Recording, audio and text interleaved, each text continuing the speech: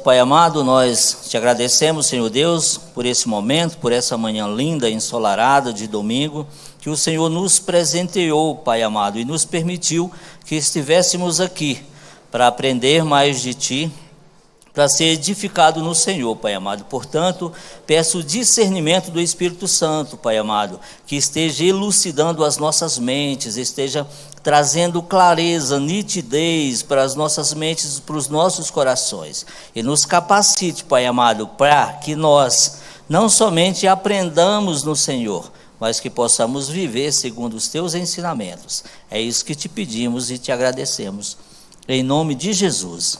Amém, meus irmãos? Pois bem, meus irmãos, hoje nós vamos compartilhar o texto que nós vamos ler.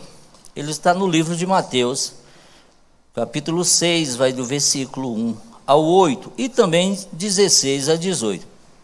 Mas antes disso eu gostaria de iniciar fazendo aqui um comparativo e um ponto de vista para que nós entendamos acerca das Escrituras do Senhor, acerca desses homens que foram escolhidos por Deus e usados por Deus para fazer com que esse conhecimento chegasse até nós. Então, o Sermão do Monte, o conhecido Sermão da Montanha, esses ensinamentos de Jesus, normalmente nós o conhecemos mais quando fala-se Sermão do Monte. Nós já, na nossa mente já vem Mateus capítulo 5, a partir do capítulo 5, então nós já vamos direto e estudamos por esse livro. Obrigado, meu irmão, Deus te abençoe.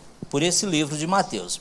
Mas o livro de Lucas, ele também fala acerca do Sermão do Monte. Ele também traz esses ensinamentos de Cristo, mas ele traz de uma forma um pouco diferenciada. Não que os ensinamentos sejam diferentes, mas a colocação de Lucas é um pouco diferente da colocação de Mateus. Eu gostaria que a gente lesse aqui Mateus capítulo 5, do capítulo 5, do versículo 1 até o 4. Mateus capítulo 5, do versículo 1 até o 4, que diz: Jesus, vendo as multidões, subiu a um monte. E eu pergunto para vocês, Jesus, vendo as multidões, fez o quê? Subiu a um monte. E assentando-se os seus discípulos, aproximaram-se dele. E Jesus, abrindo a boca, os ensinava, dizendo: Bem-aventurados os pobres em espíritos, pois deles é o reino dos céus. Até aqui, até o 3. Pois bem, vamos lá para Lucas, capítulo 6, versículo 17 até o 20. Lucas 6,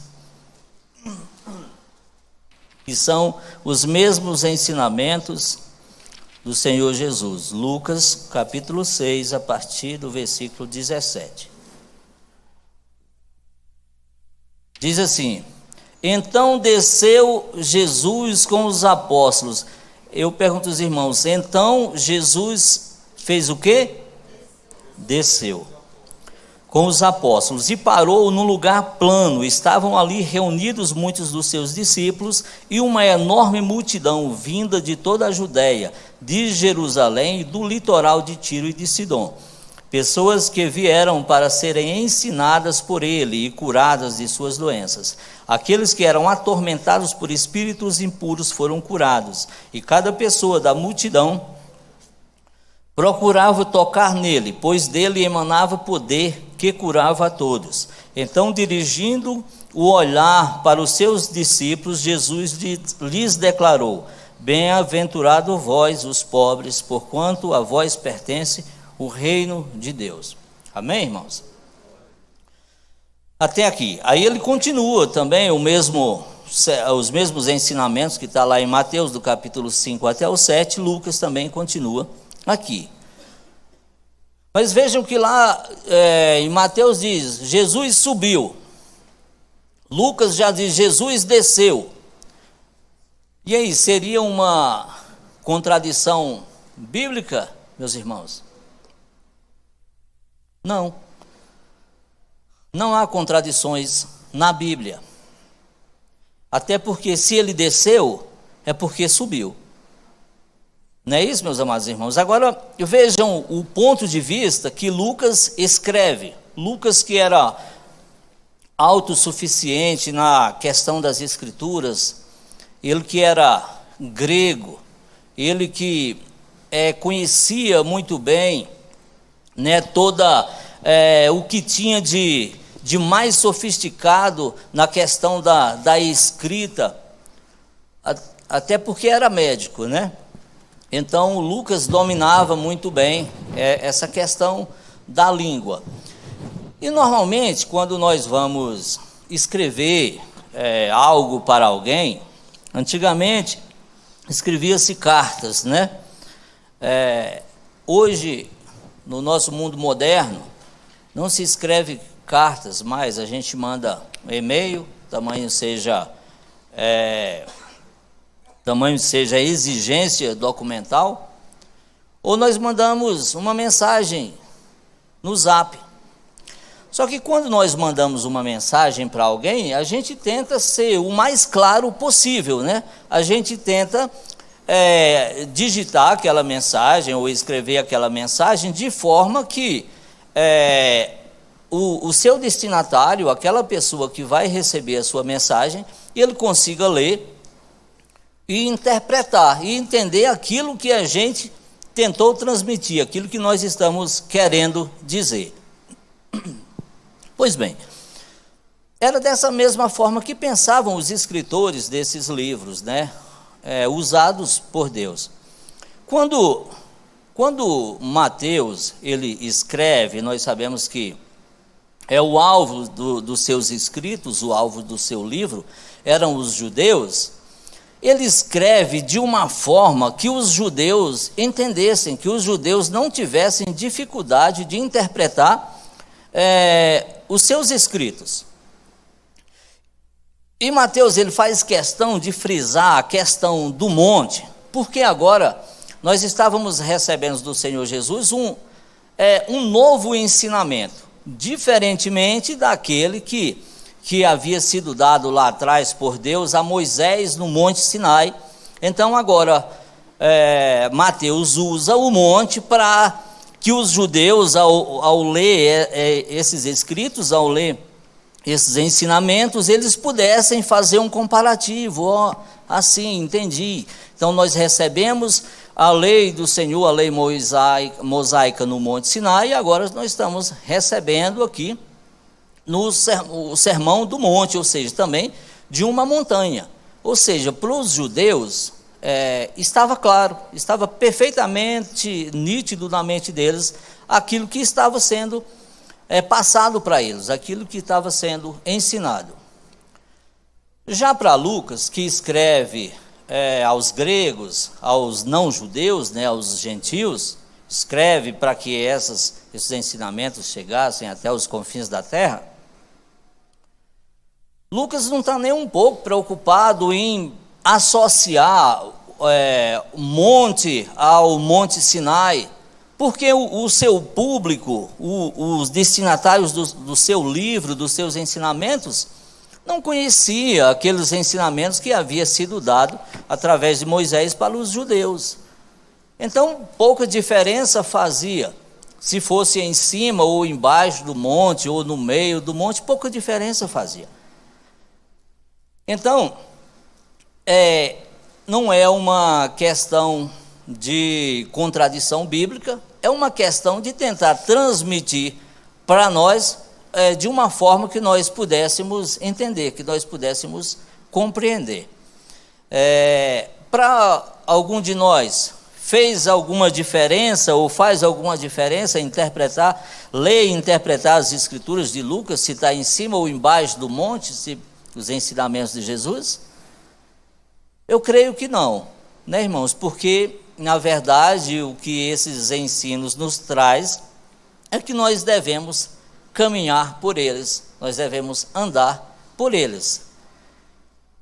Então, se nós lermos essas escrituras, entendermos e não fizermos nenhum esforço para caminhar por eles, é indiferente se foi escrito em cima, no meio, embaixo do monte, né? Então, o que nós precisamos entender é que esses ensinamentos chegaram até nós, ou em cima do monte, ou embaixo do monte, chegaram até nós, e que nós precisamos, né, se nós nos dizemos cristãos, nos dizemos discípulos de Jesus, nós precisamos caminhar segundo os seus ensinamentos, amém?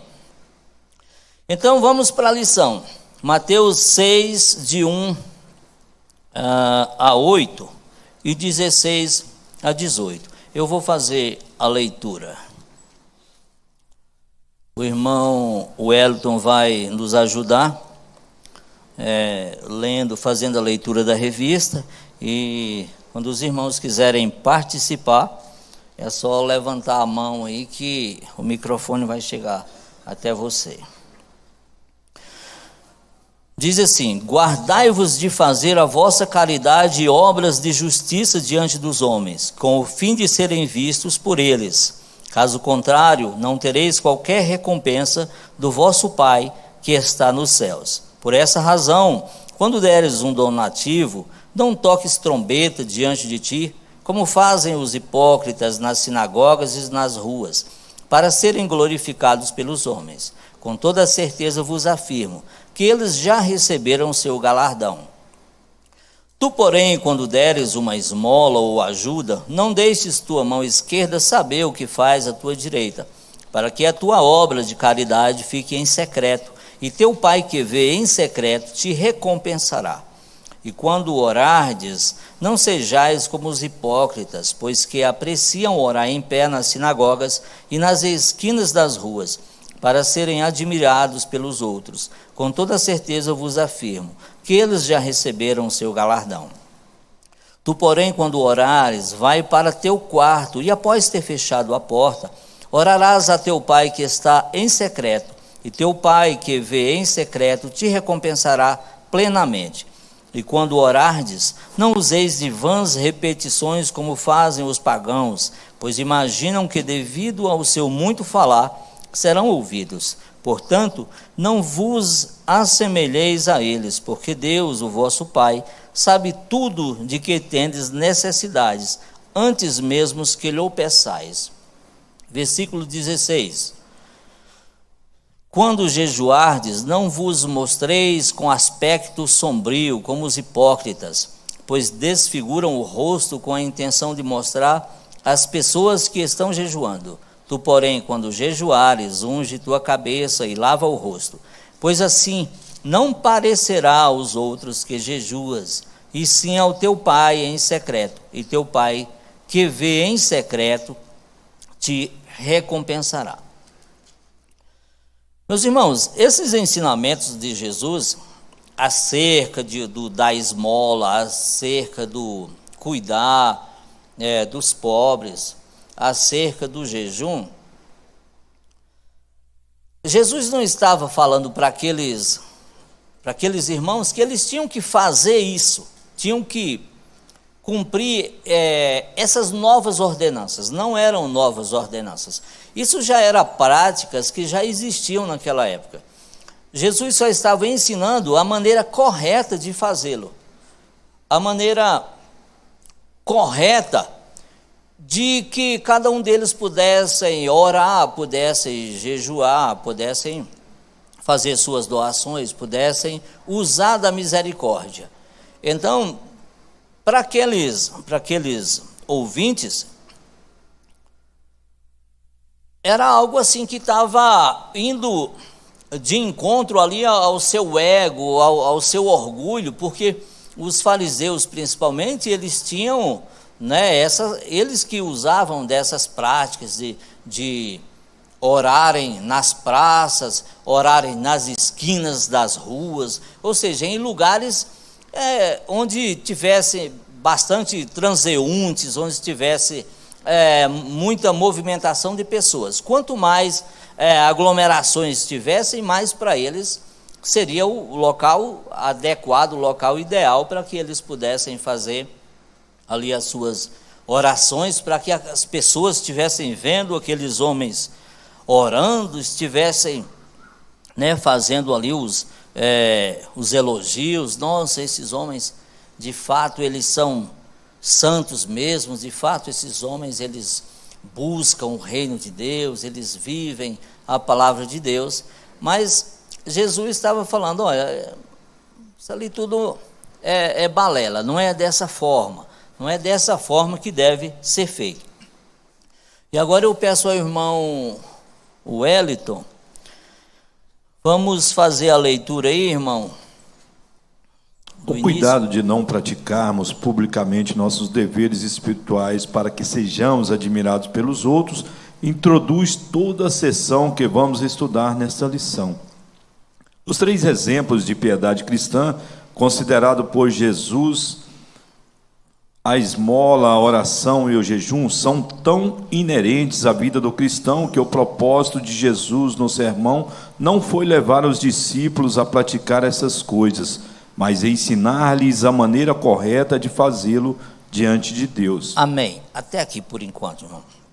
Pois bem, vejam, tem uma outra passagem de Mateus, capítulo 23, versículo 23, que Jesus fala assim: ai de vós, fariseus hipócritas, que dais o dízimo da colminho, da hortelã e da endro, mas tendes negligenciado os princípios mais importantes da lei, a justiça, a misericórdia e a fé. Fazei essas coisas sem omitir aquelas. Ou seja, Jesus estava falando, olha, vocês realmente são perfeccionistas aí na questão do dízimo, porque na época o dízimo já era instituído na lei, já existia nos ensinamentos, mas Jesus fala essas coisinhas pequenas, essas coisas que não têm valor comercial, por assim dizer, e os fariseus, eles dizimavam até aqueles 10% de uma possível comercialização de endro, de coentro, de hortelã, para dizer, olha, realmente nós fazemos até mais do que o que está na lei, porque na lei falava a questão do dízimo do vinho, da colheita, nessas coisinhas pequenas não eram mencionados, como nós podemos compartilhar em Números 18, 12, quem puder compartilhar, por favor, Números 18, 12, mas os fariseus, eles faziam questão, de dar o dízimo, inclusive dessas coisinhas pequenas, para que assim a sua santidade se sobressaísse, eles conseguissem passar para as pessoas que eles eram, inclusive, mais santos, mais obedientes do que aquilo que as Escrituras exigiam, do que aquilo que as Escrituras ordenavam. Alguém encontrou? Números 18, 12, irmão Azizander.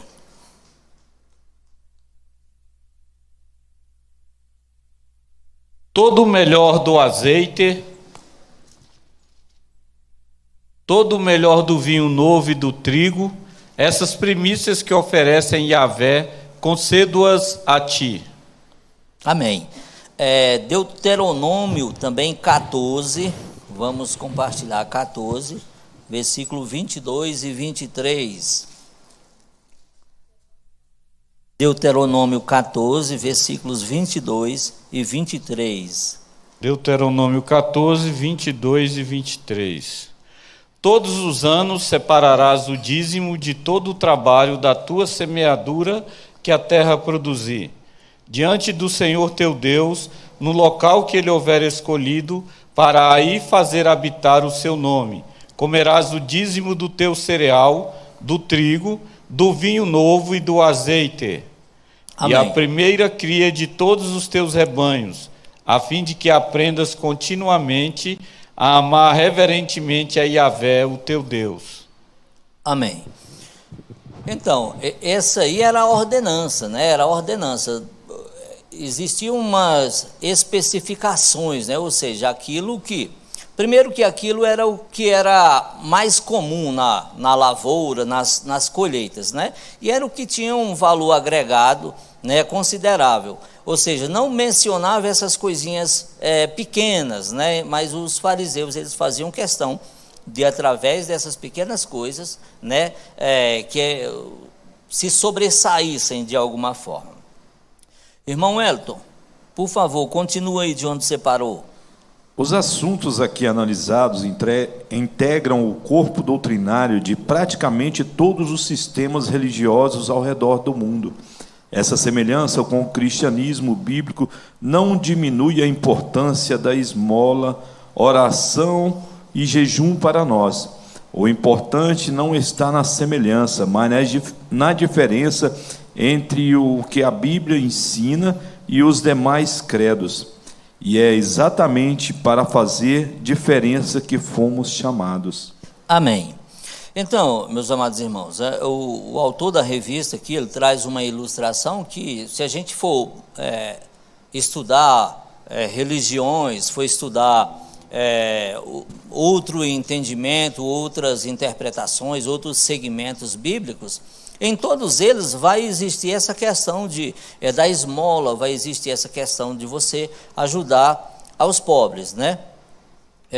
Inclusive os próprios espíritas, eles têm um trabalho forte em cima disso, de ajudar as pessoas, enfim, né? Só que com o entendimento errado, eles fazem com o entendimento que serão salvos, né, pelas obras, que é aquilo que eles estão fazendo, eles estão se tornando bons diante de Deus, ou seja, eles fazem com esse entendimento, né? E a gente tem que ajudar mesmo, é um mandamento, é um ensinamento do Senhor Jesus, mas não com esse entendimento.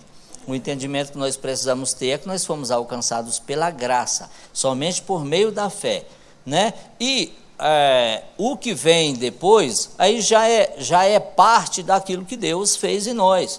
Se Deus já nos alcançou, já nos resgatou, né, e já nos abençoou, né, uns mais, outros menos, digo financeiramente, uns mais, outros menos financeiramente, mas já nos abençoou. E assim, nós podemos agora fazer as nossas obras, nós podemos ajudar os mais necessitados, mas não com esse entendimento de salvação, com o entendimento que nós estamos cumprindo as ordenanças do Senhor. Amém? Está aberto aí, tá bom, irmãos? Irmão Wellington, vamos continuar aí, na esmola cristã, no ponto 1. O que a palavra esmola significa? A palavra grega para esmola significa compaixão, alívio imediato aos pobres em dinheiro ou outras coisas. A ajuda ao necessitado é parte integrante da conduta ideal do povo de Deus. O Salmo 41 apela para o interesse pessoal que se deve ter pelos pobres. Jesus falou da bênção da doação. Isso implica que o cristão não pode se esquecer de que ter sido salvo pela graça mediante a fé e não por obras, não contradiz a verdade de que foi salvo para boas obras. Boas obras certamente incluem as esmolas, mas isso não é dar indiscriminadamente. São palavras do Didaqué, antigo documento cristão, que tua esmola sue em tuas mãos, até saberes a quem dá. Amém. Esse Didaquê, irmãos, era um livro que tinha o intuito de ensinar, doutrinar, né, instruir. Naquela época, meus irmãos, além dos ensinamentos, além da Torá, da lei mosaica, os fariseus, existiam o livro de costumes também, costumes e práticas, né? E assim, e além de tudo aquilo que já existia escrito, né, o nosso Pentateuco de hoje, mais os livros dos profetas, eles acabavam inserindo mais algumas coisas, eles criam em mais algumas coisas, né? O Didaquê, por exemplo, é um desses livros de instrução, né? E aqui, na leitura que o irmão Wellington fez, existem alguns versículos, né, que estão sendo especificados aqui, que a gente vai compartilhar algum deles. O primeiro é Deuteronômio 15, 11.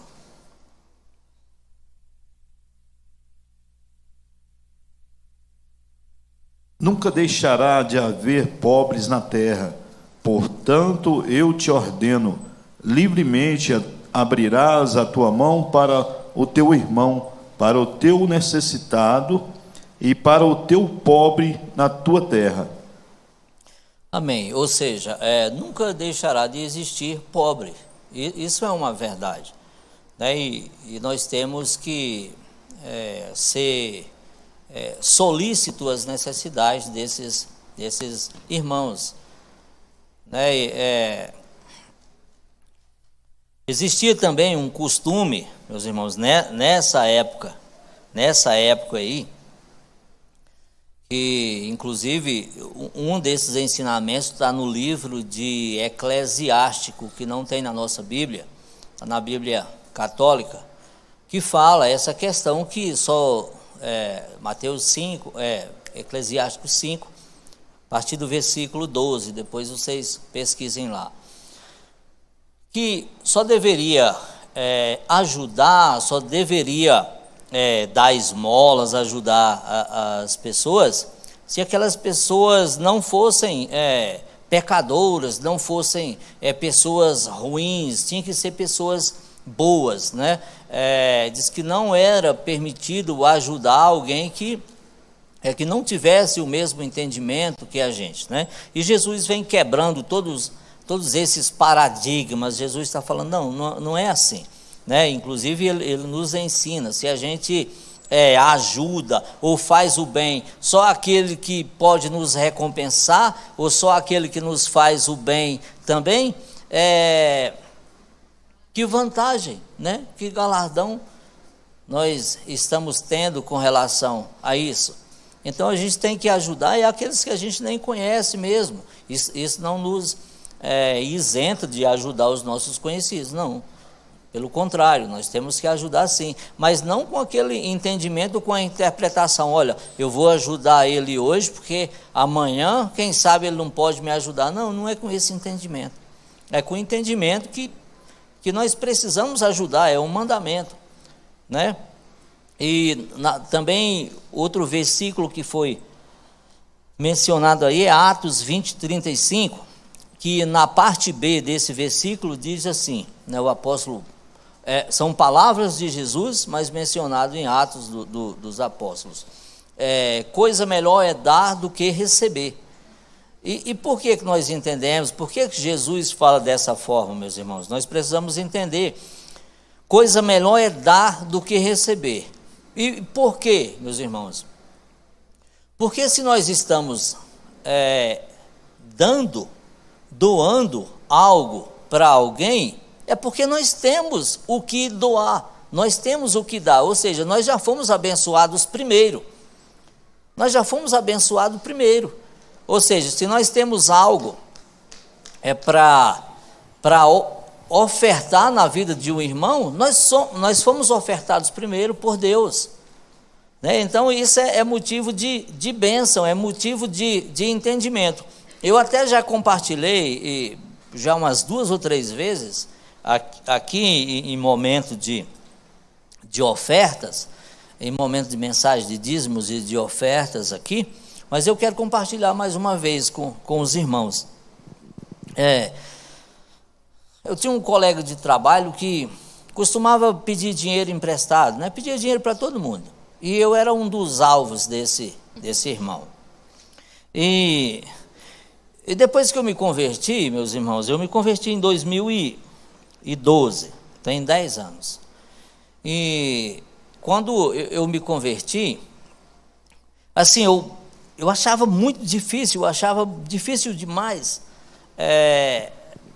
assim, eu tomar essa decisão, porque eu falo, gente, crente viver segundo os ensinamentos do Senhor, isso aqui não dá para mim não. Eu não consigo mesmo. Mas enfim. Então, quando eu me converti, que eu fui estudando a Bíblia, eu fui lendo a Bíblia, eu li a Bíblia, irmãos, assim, numa atacada, assim, de ponta a ponta, de capa a capa, porque eu queria entender. E cada leitura que eu fazia era uma lapada, ou mais, né? Assim, porque eu tinha uns entendimentos que nem convém falar aqui para os irmãos, e nem está morando mais aqui em Brasília.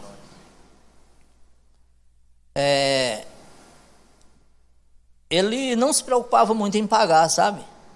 Mas sempre estava pedindo emprestado. Era muita coisa não, uma coisinha pouca, sei lá, um dinheiro para completar aí um botijão de gás, alguma coisa assim. E um dia eu falei para o Senhor assim, ele me mandou uma mensagem de WhatsApp, eu estava em casa e estava lendo a Bíblia na hora, à noite. E ele mandou uma mensagem, você não tem como emprestar aí um dinheiro, lá falou lá a quantia. E eu falei assim, Senhor, comecei a orar, Senhor, a tua palavra diz, não negues ao que te pede emprestado. Mas e quando a gente sabe que a pessoa não paga? Ainda assim a gente deve emprestar, Senhor? Né? Eu meio que desabafando para Deus, meio que colocando Deus na parede, né? Ainda assim, mesmo a gente já sabendo que o irmão não paga, a gente deve emprestar? E Deus fala assim para mim, sabe esse irmão que você empresta dinheiro e não te paga? Se fosse você que precisasse, ele não te emprestaria. E eu, yes, o senhor está certo, Deus, né? No meu entendimento, o senhor está certinho. Eu concordo, porque quando Deus fala alguma coisa que a gente quer ouvir, que alimenta o nosso ego, a gente fica turbinado, né? E o senhor está certinho, Deus. Não emprestava mesmo não, eu sei disso. O senhor está certo, pensa uma coisa que o senhor está certo. Aí Deus não tinha acabado de falar ainda, irmãos, ele continuava falando. Aí Deus diz, é por isso que eu dou a você a condição de emprestar e não a ele. Aí me quebrou, irmãos. Entendeu?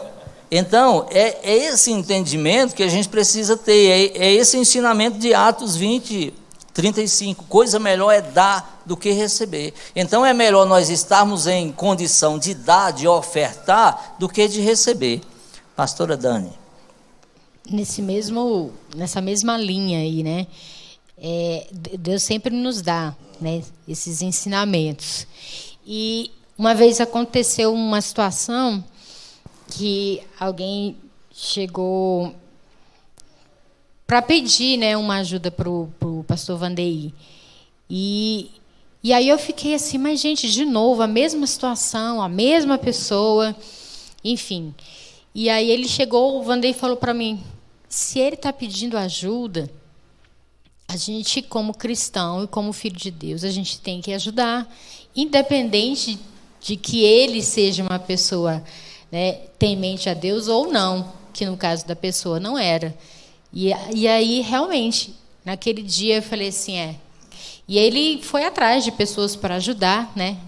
Essa pessoa que foi pediu, pastor, eu estou precisando, se o senhor puder me ajudar, meu filho, minha esposa está necessitando. E ele é uma pessoa bem complicada. E naquele dia, né, Deus me deu assim E é mesmo. A questão da esmola e do ajudar é independente de se a pessoa é da igreja ou não, se a pessoa é certa ou não, se a pessoa vive uma vida temente a Deus ou não. Se você, como cristão, alguém te pede, você vê que realmente é uma questão de necessidade, porque também tem a outra coisa, né? Tem as outras situações, mas essa era uma situação assim. Você não tem que julgar. Naquela hora, se ele vê que você é um crente e você não liga para aquela situação dele, o que ele vai pensar de Cristo? Né? O que ele vai pensar de nós cristãos? Uai, vocês falam tanto de amor e na hora de exercer, né, a piedade, vamos dizer assim, vocês não fazem, né? Então, muitas vezes a gente coloca muito o nosso racional, porque se a gente for colocar o nosso racional, a gente não vai ajudar muita gente por aí, não, né? Porque muitas pessoas não mudam, né? Não mudam de comportamento e entra no mesmo ciclo de vício. Muitas vezes são pessoas viciadas. Então, se a gente for olhar muito para o racional, a gente realmente não vai ajudar, né? É verdade. Mas aí a gente tem que... E aí, o que fazer? É o que Jesus diz, né? Vamos ajudar o nosso próximo. E quem é o nosso próximo? Não é só o irmão da igreja. Não é só um parente seu. O nosso próximo, muitas vezes, é uma pessoa que você, né, vê que tem uma vida toda errada, mas naquele momento ele está te pedindo uma ajuda, e aí, o que você faz? É algo que a gente tem que pedir muito mesmo para o Senhor nos ajudar a entender isso. Verdade. E aí é a parábola do bom samaritano, né, que Jesus nos ensina, né, também do livro de Lucas, onde passou o levita, passou o sacerdote ali, e não usou de sua misericórdia para com aquele irmão, por não considerar que aquele era um próximo seu, porque eles entendiam que o próximo seu seria o seu irmão, sua mãe, seu pai, alguém do seu clã, do seu convívio ali, né? Mas o samaritano, ele não teve essa preocupação, né? O samaritano, ele não tinha como saber se aquilo era um samaritano, se era um judeu, pela condição desfigurada que estava aquele corpo caído no chão. Mas ele não teve essa preocupação, ele se preocupou com a vida, né? E Jesus, né, nesses ensinamentos para os fariseus, para os judeus, eles pergunta aquele, quem é o próximo daquele, né? E os judeus têm dificuldades, né, para entender e para responder um samaritano. Eles não respondem, mas ele diz, aquele que usou de misericórdia, né? Então, assim, é isso que nós precisamos entender. Muitas vezes as pessoas nos pedem dinheiro na rua, nos pedem ajuda na rua, e muitas vezes a gente até imagina para que quer aquele dinheiro, a gente até imagina, mas isso não cabe a nós fazer esse julgamento, né? É Deus quem faz, ele vai se acertar lá com Deus. Nós temos, né, nós precisamos ter um coração contrito, um coração desprendido para viver esses ensinamentos nas nossas vidas. Amém? Tem um outro versículo também que eu queria compartilhar com os irmãos, que está em Atos 10, 31. Atos 10, 31. Que diz assim, eu já estou com a Bíblia aberta. E ordenou-me, Cornélio, Deus ouviu tua oração e lembrou-se de tuas ajudas aos pobres. Né? Essa é uma passagem, um versículo está inserido lá na visão que Pedro teve, né, do Senhor, e dando uma ordem para que Deus fosse à casa de Cornélio e pregasse ali a palavra de Deus. Ou seja, uma das coisas que fez com que Deus olhasse para Cornélio foi a sua ajuda aos pobres. Cornélio era um gentil. Cornélio não conhecia esses ensinamentos do Senhor, os ensinamentos da lei mosaica, ele não conhecia, era um outro povo, né? Não era ali de Jerusalém, não era ali do quadradinho de Israel, né? Era alguém que certamente tinha a sua crença toda diferenciada, certamente já sabia que existia o nosso Deus vivo, mas provavelmente tinha ali seu entendimento todo distorcido, e Pedro é enviado para ir à casa de Cornélio, e que fez com que Deus olhasse para ele foi a ajuda dele aos pobres, né? Ou seja, Deus está vendo aquilo que nós fazemos, Deus está vendo. Às vezes ninguém vai ficar sabendo, e é bom que não fique mesmo, como fazia os fariseus, né, que queriam demonstrar e já recebiam o galardão do povo, né, os elogios do povo ali, as exaltações do povo, né, não de Deus. E a palavra diz, né, aquele que esse já recebeu o seu galardão. Então nós queremos ser galardoados por Deus. Então não precisa ninguém ficar sabendo, só você e Deus. Amém? Irmão Wellington, a qualidade da esmola, ponto 2. A qualidade da esmola tem muito a ver com a motivação. Exatamente o contrário do que faziam os escribas e fariseus, que buscavam a glória dos homens. Jesus disse que o cristão não deve dar esmolas com um espírito de autogratificação, para engrandecer seu ego. Mas se Jesus proíbe a busca de louvor dos outros e até de nós mesmos quando damos esmolas, por que nos incentiva a procurar a recompensa de Deus? Não seria apenas mudar a forma da vaidade? Continua. Não, até aí mesmo. Amém. E tem 2 versículos, vamos compartilhar isso primeiro aí, João 5,44, que diz: como podeis crer, vós que recebeis honra um dos outros, mas não buscais a glória que vem do Deus único?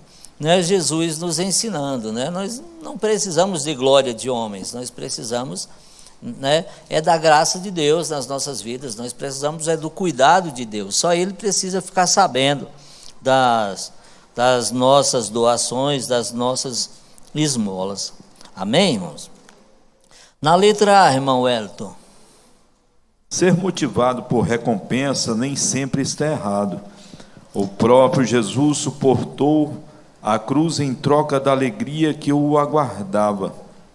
Moisés fez uma grande renúncia por causa do galardão de Deus. E não apenas ele, mas todos os heróis da fé se motivaram na justa recompensa divina. Isso tem tudo a ver com cada um de nós. Letra B. Deus não vê como vê o homem. A natureza da recompensa divina difere da recompensa dos homens. Uma forma de recompensa é ver o alívio do necessitado por nosso intermédio. Amém. 2 Coríntios 5,10, que é um dos versículos especificados aí na leitura, diz assim: porquanto todos nós deveremos comparecer diante do tribunal de Cristo, a fim de que cada um receba o que merece em retribuição pelas obras praticadas por meio do corpo, quer seja o bem, quer seja o mal.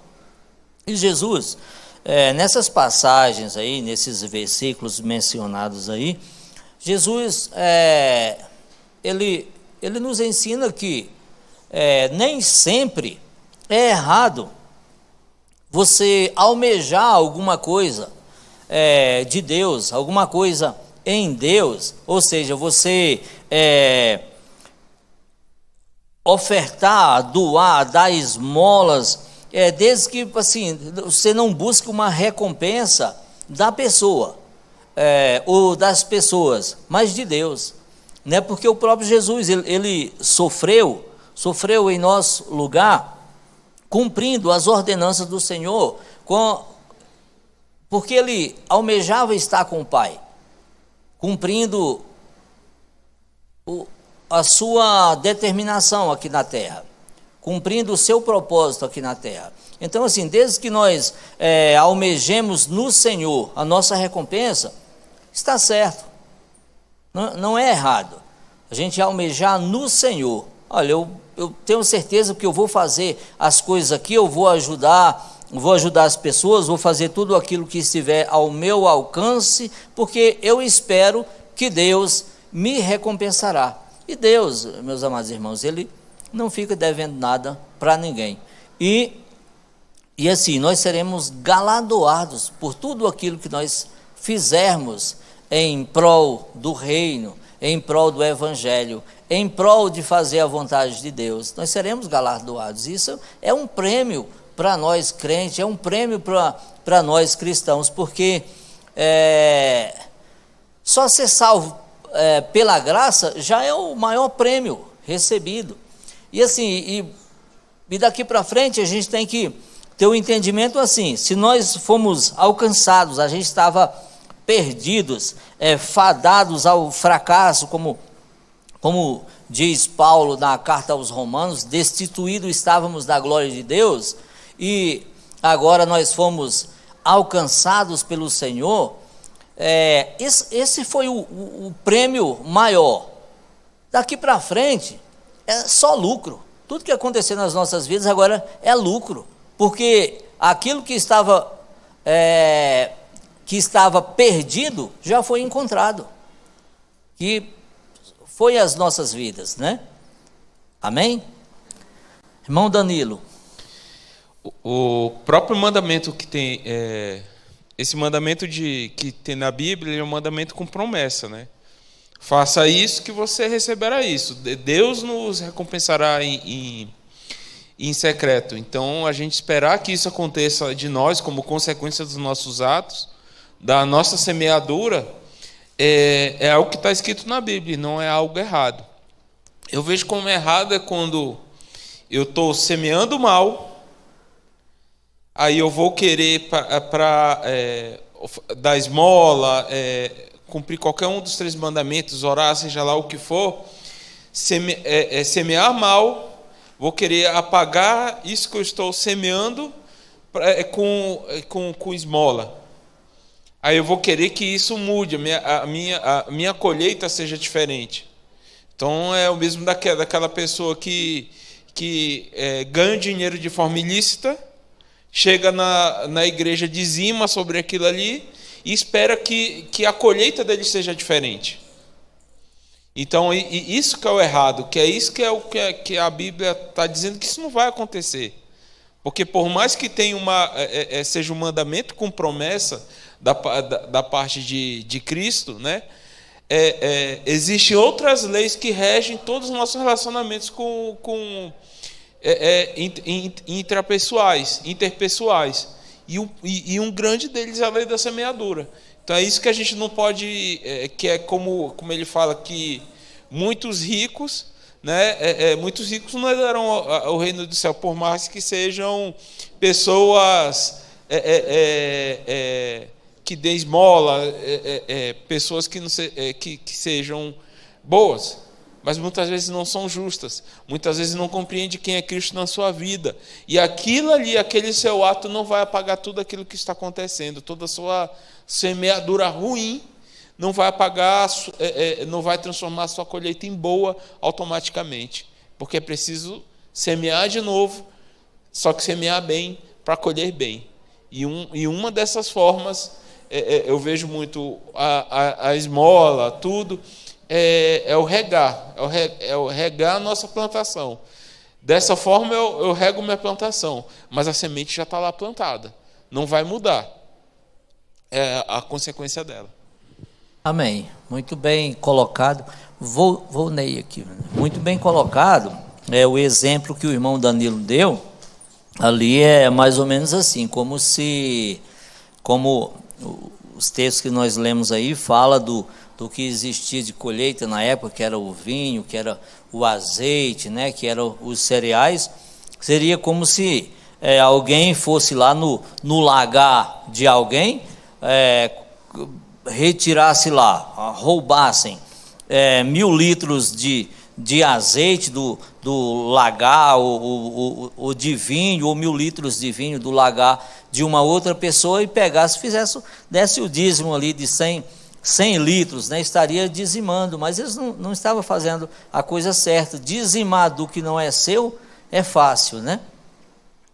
Bem colocado, Danilo. Vonei.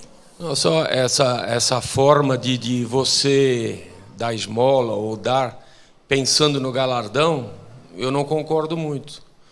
Porque se você, sempre que você dá, você pensa, não, eu vou dar, eu vou ajudar para ter o meu galardão. O que você está glorificando a Deus nisso? Eu acho isso egoísmo. Você só está pensando em si. Você não está ajudando pensando no outro. Então Deus mesmo ensina, né, que por que nós devemos dar? É por amor a Ele, porque Ele é assim, nós devemos imitar a Ele. Então se a gente ficar doando, pensando só no nosso galardão, eu acho que está errado o foco. O entendimento também. O irmão Gerson. Paz do Senhor, igreja. Quando a gente fala nessa questão da esmola, e principalmente na questão do galardão, nós temos que tomar cuidado com o nosso coração. Porque muitas vezes a gente fala aquilo que nós estamos no nosso coração. Então isso torna-se um sentimento humano. E o sentimento humano não nos dá outra condição senão de querer. Querer o quê? Tudo. Eu quero mais. Eu sou cristão, então se eu sou cristão, Deus vai me dar mais, porque eu tenho direito.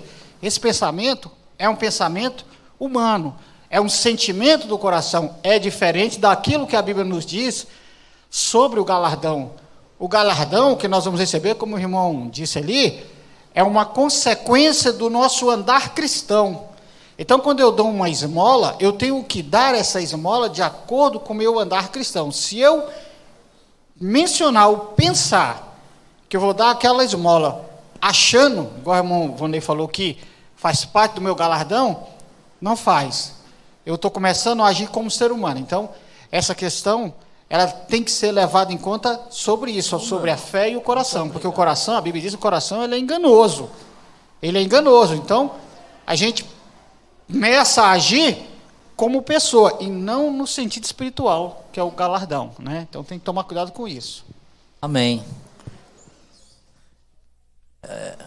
Então, conforme os irmãos trouxeram, meus amados, o Samuel vai falar, mas conforme os irmãos trouxeram aí, o galardão é segundo plano, né? São consequências, né? Não é assim, o objetivo de ajudar as pessoas não é para ter um galardão. Se assim for, a gente acaba caindo, né, no mesmo entendimento como fazem os espíritas, né, que ajudam as pessoas com o entendimento que serão salvos por isso. Samuel. Em respeito a isso que foi falado, eu concordo com o seguinte: a gente tem o conhecimento de que o próprio Jesus falou, se a gente fizer as coisas em secreto, Deus vai dar o galardão. Mas uma coisa é ter o conhecimento, e a outra coisa é você fazer esperando isso, como o Vonei disse. A gente sabe que se você ajudar, mas assim, a gente tem que ter em mente que a gente ajuda. Essas coisas, o que Deus vai fazer, a gente não sabe também como vai ser o galardão, de qual forma que Deus vai dar esse galardão, mas a gente sabe que tem, porque é bíblico, Jesus fala. Mas a gente tem que dar sem pensar nisso. Eu penso assim. Amém. A irmã Abigail. A paz do Senhor. Nós somos filhos de Deus.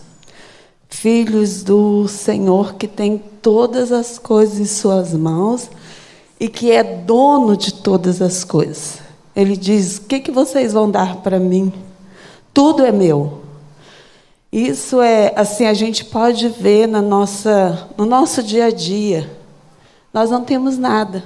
Tudo é de Deus. O que o Senhor nos dá é para administrar. O Senhor nos dá algo para nós administrarmos. E assim, achei muito importante quando você trouxe o seu testemunho de vida, quando o Senhor disse para você, Ele não faria, mas você, né, já tem um coração de administrar. Então, assim, Deus conhece cada filho. Não é porque Deus está menosprezando o seu amigo, é porque Ele sabe que dentro de você foi colocada uma semente de saber administrar. Então, assim, eu acho que a questão, a gente realmente, se no dízimo, se na questão de a gente colaborar com o nosso irmão que está precisando, já é muito pesado a gente dizer assim, eu dou o que é meu, o que eu dou é meu. No dízimo eu acho mais pesado ainda, quando alguém vai ali e diz assim, você tem que dar uma oferta, dar um dízimo, você não dá nada para Deus. Tudo é de Deus. Nós somos filhos, e como filho do Senhor, o Senhor nos dá, coloca dentro de nós essa questão de administrar, de ajudar o nosso irmão. Por que ele diz, gente, vocês vão ter sempre pessoas necessitadas? Porque nem todos têm a questão psicológica, a questão, né, de habilidades iguais. Um vai ter mais habilidade de trabalho, de buscar, mais entendimento psicológico, mais entendimento, né, em várias áreas. O outro não. Deus conhece cada filho. Então, por isso que ele disse, olha, vocês têm que fazer assim. Administre o que eu dei para vocês como um pai rico, poderoso, grande, dessa forma. A gente vê isso no nosso dia a dia. Às vezes você está precisando. Por que ele fala assim, olha, vocês não precisam ficar preocupado com o que vocês vão comer, com o que vocês vão vestir. Eu sei o que vocês precisam. E antes que vocês precisem, eu já providencio se vocês buscarem primeiro o meu reino. Então, o que ele está preocupado comigo, com todos nós, é que busquemos o reino e que administremos aquilo que vem do reino para os nossos irmãos, para as nossas irmãs, para os necessitados. Né? Igual assim, lá no condomínio, a gente tem muito espírita. E eu tenho um amigo espírita que ele sempre fala assim, às vezes ele já umas 2 vezes fomos nós dois, eu com o caminhão, ele com o caminhão dele, a gente fazia uma mudança, nós dois. E ele falou assim, nossa, Abigail, eu gosto, ter esse coração de ajudar e tudo. Ele sempre me chama de irmã. Então, assim, e ele né, conhecedor da palavra, já foi da Igreja Batista. E aí eu sempre... Mas a questão é você administrar o que o teu pai, que é rico, poderoso, dono de tudo. Então, o mérito não é meu. O mérito não é meu. Não preciso estar esperando, porque eu já tenho, Deus já me deu. O galardão o Senhor já me deu, que é a minha salvação.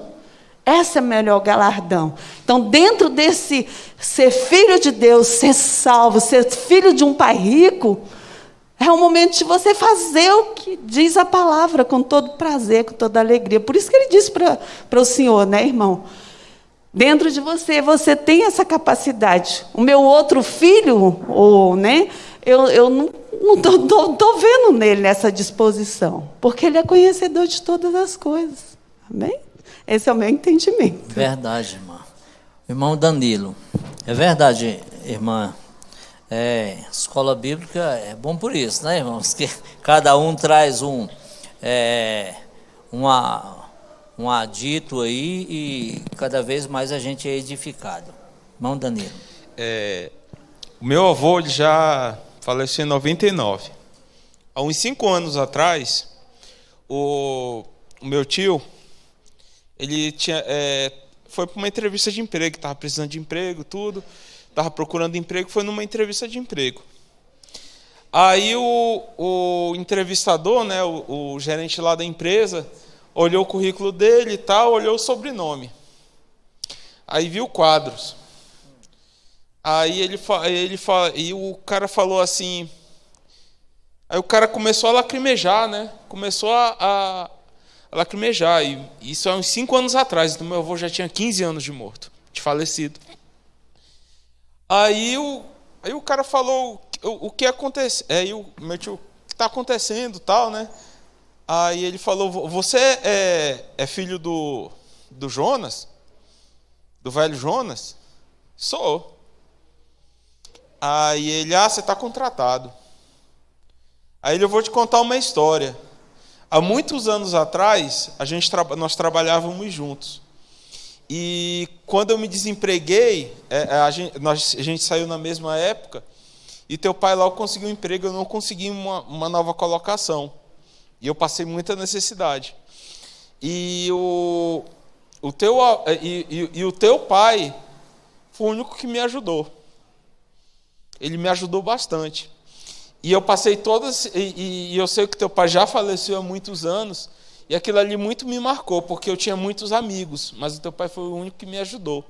E ninguém na família sabia que o meu avô tinha muito isso. Tinha um coração... Ele ajudava muito os amigos dele.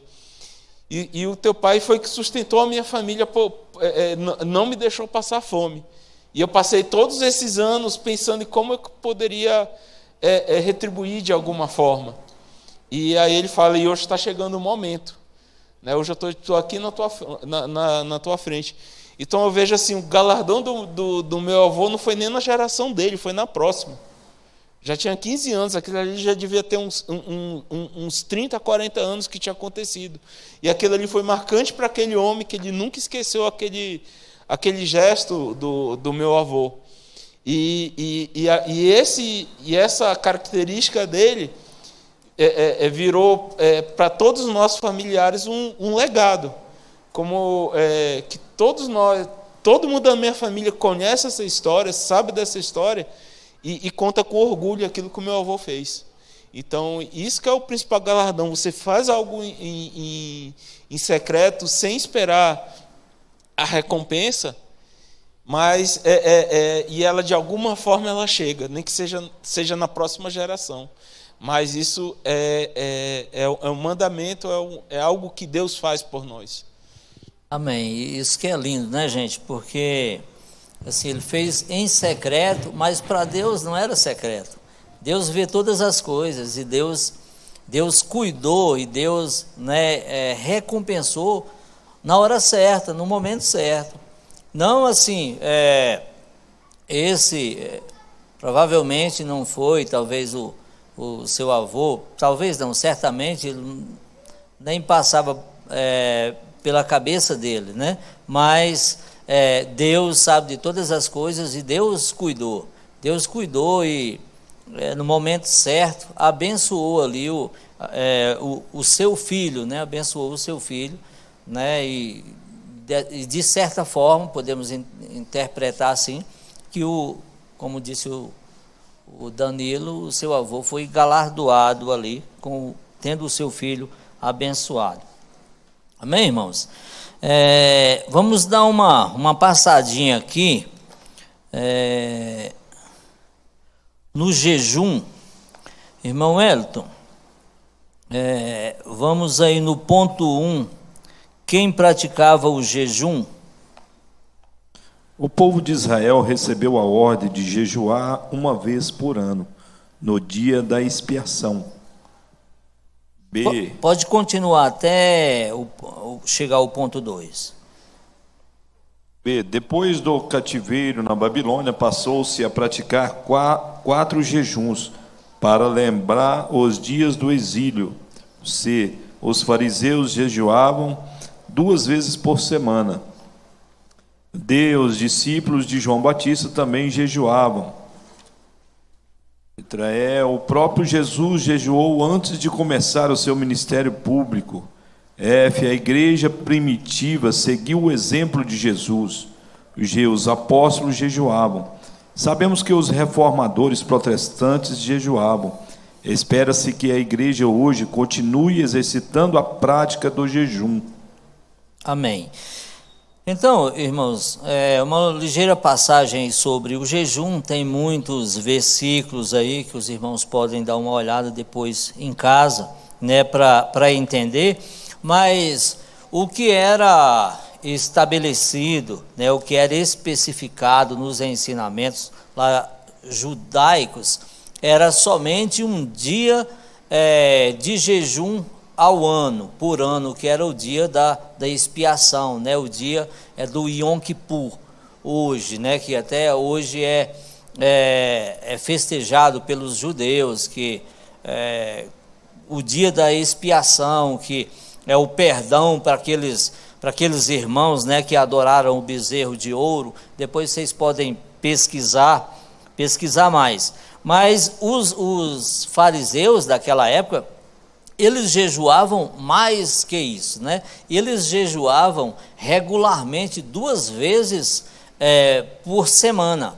Estudiosos dizem que esses dias eram segundas e quintas-feiras, né? Ou seja, eles queriam de alguma forma se santificar, né? Mas não porque isso era um mandamento de Deus, porque eles buscavam, né, essa santificação pela a própria força, né? E acabavam não fazendo, né, como o próprio Jesus diz, acabavam não fazendo, né, aquilo que Jesus mais ensinava, que era usar da sua misericórdia, usar do seu amor. Então queriam buscar essa santificação, né, de forma equivocada, né? E Jesus nos ensina que não é assim, não é dessa forma, que precisa ser feito e que tem que ser feito. Irmão Wellington, vamos para a conclusão, por favor. Devemos concluir essa lição lembrando a todos que o Deus da Bíblia odeia a hipocrisia, pois Ele é o Deus da verdade e da realidade. Mantenhamos-nos conscientes de que estamos sempre na Sua presença e que a nossa dádiva, a nossa oração e o nosso jejum devem ser para agradar a Deus. Amém, meus irmãos. Essa é a forma correta de jejuar, que seja para agradar a Deus, não que seja para auto se justificar, porque nós só seremos justificados e somos justificados por meio de Jesus. Ponto. Amém, meus irmãos? Que Deus abençoe cada um dos irmãos, né? Um domingo abençoado, em nome de Jesus. Falar aqui também, irmão João, sobre a questão da oração, né, que falou muito na lição, que foi pulada essa parte. Os irmãos depois vê isso aí. Vamos lá. A questão da oração, né, eu mencionei um pouco mais no início, que era os fariseus, eles gostavam de orar nas praças, né, nas esquinas das ruas, em lugares onde tivesse bastante movimentação de pessoas, né, bastante transeuntes. Quanto mais aplausos tivesse, ou quanto mais pessoas os vissem orando, né, para eles se sentiam melhor, né, alimentavam o seu ego. Mas Deus está nos ensinando que, e o próprio texto que nós lemos diz que Deus, ele já conhece as nossas necessidades, né? E é entre nós e Deus. Nós não precisamos orar em público, né? Nos templos nós oramos em público porque nós somos convidados a fazê-lo dessa forma. Aqui nós estamos em um momento, em um local adequado para isso, onde só tem pessoas que professam a mesma fé que nós. Então aquele que tem a oportunidade de estar orando, não está orando com esse intuito de ser aplaudido, de ser de alguma forma exaltado por alguém, mas com o intuito que todo o corpo da igreja seja edificado, né?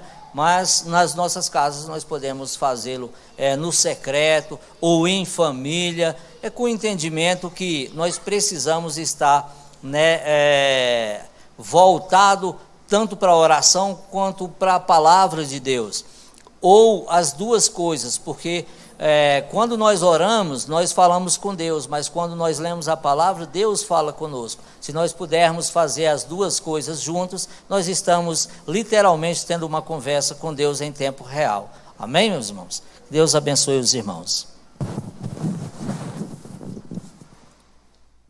Amém. Graças